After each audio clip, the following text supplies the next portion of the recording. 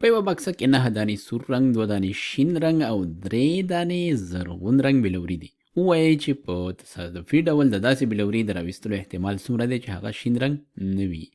نو راځو موږ دلته دا بکسه به رسمه کړو. داسې یو خلطه غوندې رسموو، داسې فرضوو چې دا شفافه خلطه ده او دې کې موږ سره سور رنګ کې څو دانې بلوري دي؟ 9. 1 2 3 4 5 6 7 8 او دای 9 او دوه دانې شین رنګ کې دي. شین رنګ به موږ راواخلو، دا یو او 2. همدارنګه 3 دانې زرغون رنګ کې دي. زرغون رنګ به هم راواخلو، یوه دا او یوه دا. دلته موږ ته وایي چې داسې بلوري د راویستلو احتمال پیدا کړئ چې هغه څنګه وي؟ شین رنګ نه وي. نو دا موږ ګډې وډې کو او بیا موږ دې نه چې د بلوري راخلو د هر یو د راخستلو احتمال مساوي یو شان وي. نو دا به موږ څنګه پیدا کوو؟ نو موږ به داسې دا معلوموو چې موږ وایو چې څو پیښې موږ ته زموږ شرط پکې پوره کوي او ټولې موږ سره څو دانې د مساوي امکان پیښې دي. نو راځو لومړی د مساوي امکان ټولې پیښې موږ محاسبه کوو. نو راځو لیکو چې ټولې موږ سره څو پیښې امکان لري. موږ ټولې بلوري شمارو: 1 2 3 4 5 6 7 8 9 10 11 12 13 14. نو موږ سره ټولې دي 14 بلوري، 14 پیښې دي چې هغه امکان لري چې موږ دې نه راواخلو.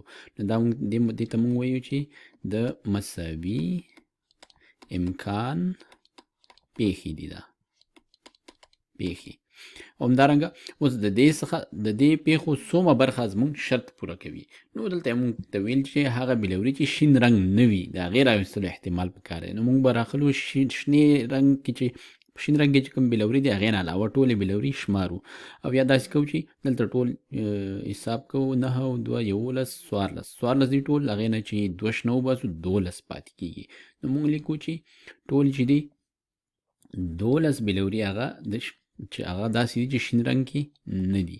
نو دا کومې دي؟ دا کومې پیښې دي؟ هغه پیښې چې زموږ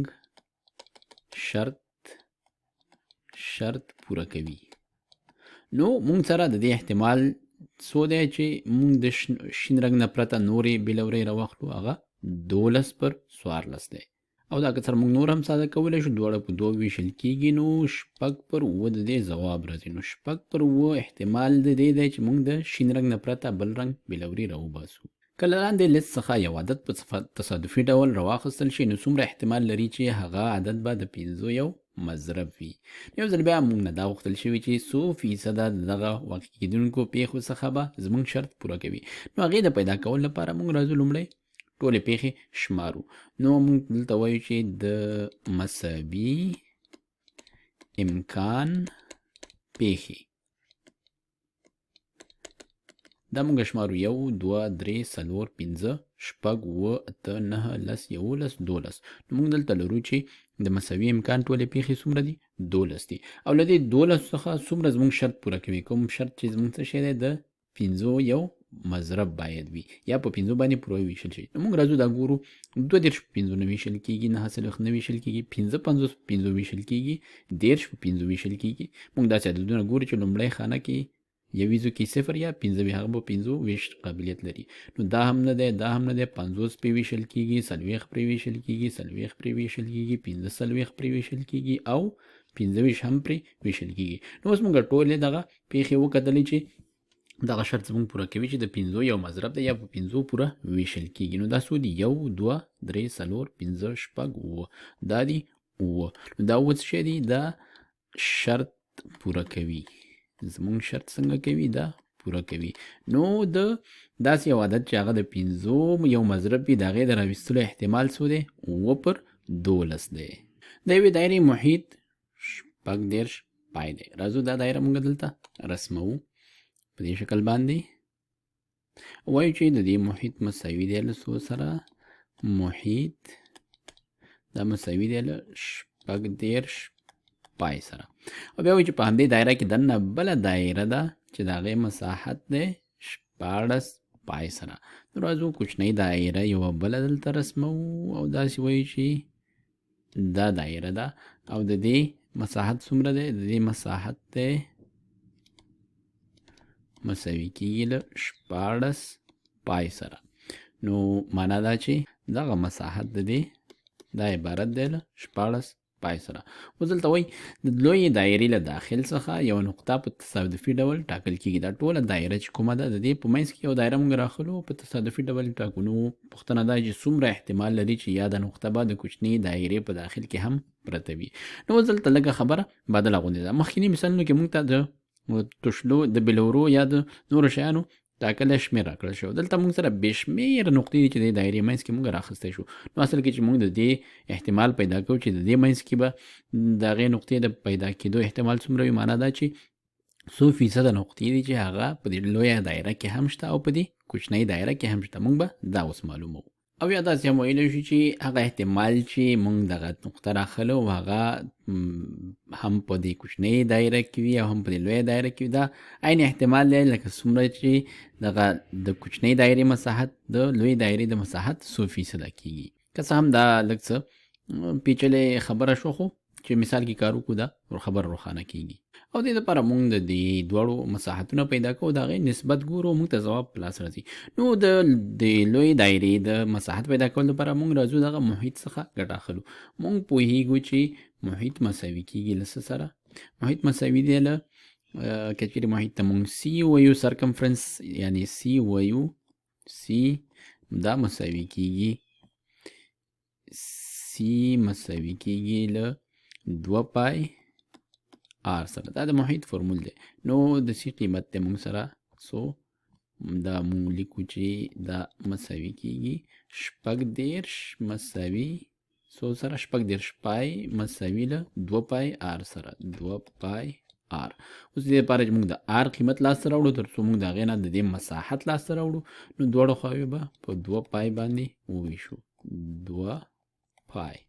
نو پای سره ختم، 2 د 2 سره ختم، دا پای د پای سره ختم، یو په 2 کې 2 او 18 په 2 کې 18.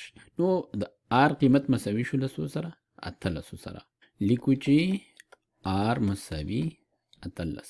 اوس چې دې مساحت لاسته راوړو موږ وایو چې ا مساوي کېږي پای آر مربع سره، او موږ پوهیږو چې د آر قیمت څو دی؟ 18 دی. نو لیکو چې پای ضرب 18 مربع سره. نو اوس راځو دا 18 مربع محاسبه کوو. نو لیکو چې 18 ضرب 18 به تر سره کوو. د دې ضرب اته پاتو کې کېږي 4 شپېته، 4 شپږ حاصل یو پاتو کې 8، 8 شپږ 14 او یو پاتو کې 8 او یو په یو کې یو. دلته به صفر کې ځکه د لسمو لسیزو خانه ده. 4 او 0 خپله 4 4 او 8 12 12 او یو حاصل دلته شو 1 او 2 1 1 2 2 1 3. نو د آر قیمت شو، آر مربع قیمت شو 340. نو موږ وایو چې ا یا د دې مساحت مساوي شو 340 پای سره. نو دغه ټوله لویه دایره کومه چې دې کې دغه د کوچنۍ دایرې لاندې مساحت هم شامل دی، دا ټول څو شو؟ دا ټول مساوي شو له د دې ا مساوي شو 340 پای سره. نو اوس موږ وایو چې د دې احتمال چې دغه نقطه به په کوچنۍ دایره کې هم پرته وي، دا عبارت دی له څه څخه؟ دا عبارت دی له دغه لویې دایرې مساحت هغه برخه چې هغه په کوچنۍ دایرې کې هم هغه مساحت شامل دی. نو که چیرې دا موږ وښیو په څه سره؟ په پی سره وښیو، یوازې پی هم ورته ویلی شو، او یا که یو نوم ورته ورکو یعنی پی دلته نقطه ووایو، د دې نقطې د دې احتمال به دا به مساوي شي له څو سره؟ د کوچنۍ دایرې مساحت څومره دی؟ دا دی 14 پای. د دې نسبت پر څو باندې؟ د دې نسبت پر د لویې دایرې په مساحت باندې کوم چې دی 340 پای سره. پای به له پای سره خلاص شي، دا دواړه یو بل سره اختصاري کې دواړه په 4 ویشل کېږي، دا به شي 4 14 چې په 4 ویشو، او دا چې په 4 ویشو 4 چې په 2 چې په 4 ویشو 8 کېږي، یو چې په 4 ویشو یو. نو 4 پر 1 اتیا د دې احتمال شته دی چې دغه نقطه چې موږ د دایرې څخه یوه راواخلو، نو د هغې هغه به په دې کوچنۍ دایره کې هم پرته وي، کوم چې د دې دواړو د مساحتونو نسبت څخه هم عبارت دی چې قیمت بیا 4 پر 1 اتیا دی.